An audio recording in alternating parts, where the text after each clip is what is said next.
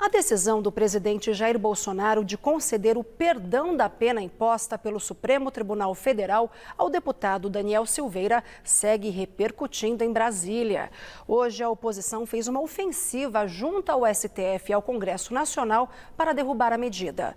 A reportagem é do nosso correspondente em Brasília, Afonso Marangoni. Ao pedir a suspensão do decreto, a Rede Sustentabilidade afirmou que o presidente Jair Bolsonaro agiu para derrubar o tabuleiro do jogo democrático e republicano.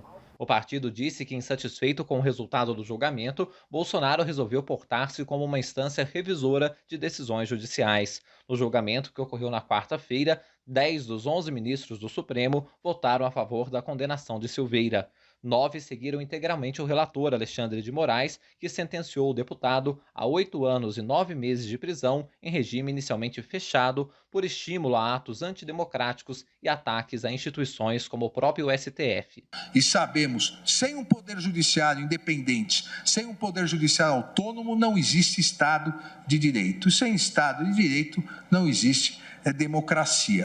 Ao Supremo, a rede pede que seja concedida uma liminar suspendendo a graça e que o caso vá para o plenário da Corte. Caso o pedido não seja acatado, que o STF reconheça a inelegibilidade do deputado Daniel Silveira. O senador Renan Calheiros, do MDB, também protocolou uma ação pedindo que o decreto de Bolsonaro seja suspenso. Ele afirmou que o presidente não pode desafiar decisão condenatória originária do STF ao arrepio de todo o ordenamento jurídico e de toda a sociedade.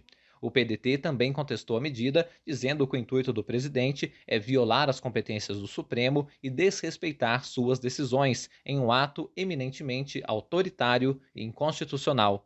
A ministra Rosa Weber foi sorteada relatora das ações. Agora que foi acionado, a expectativa é de como será a resposta do Supremo ao perdão dado por Bolsonaro a Silveira. A medida do presidente, que foi elogiada por apoiadores, intensifica a crise entre a presidência da República e o Supremo Tribunal Federal. Não é de hoje que o chefe do Executivo Federal vem fazendo críticas a decisões de ministros da Suprema Corte do país. Em outra frente, parlamentares como o senador Randolfo Rodrigues, da Rede, apresentaram projetos de decretos legislativos para derrubar o decreto presidencial.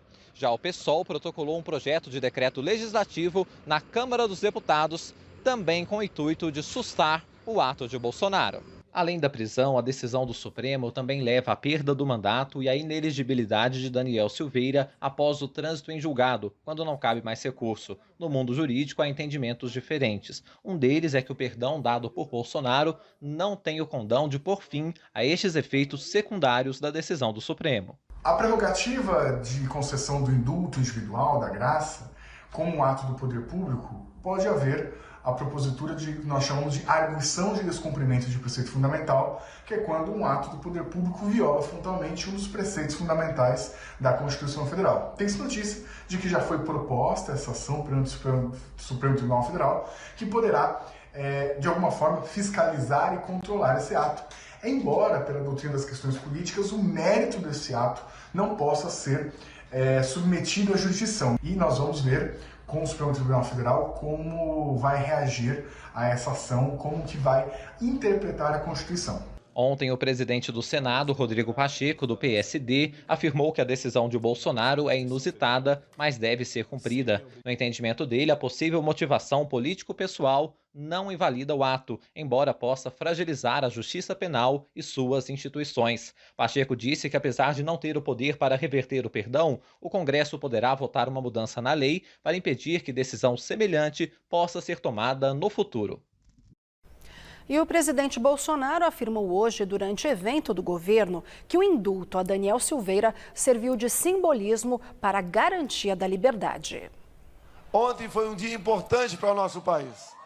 Não pela pessoa que estava em jogo, ou por quem foi protagonista deste episódio, mas do simbolismo de que nós temos mais que o direito, nós temos a garantia da nossa liberdade.